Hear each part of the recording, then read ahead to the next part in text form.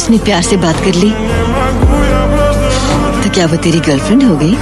उसने खुद मुझे कहा था कि वो मेरी गर्लफ्रेंड है और मैं उसका बॉयफ्रेंड। उसने मजाक में कहा होगा बेटे। निशा एक पढ़ी लिखी समझदार लड़की है, वो तुझे अपना दोस्त बना सकती है, जीवन साथी नहीं। क्यों नहीं बना सकती?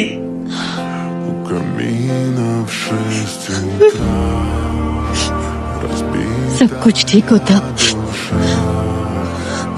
अगर वो मनहूस स्पेसशिप न दिखाई देता। तेरे पापा भी जिंदा होते और तू भी ऐसा ना होता। स्पेसशिप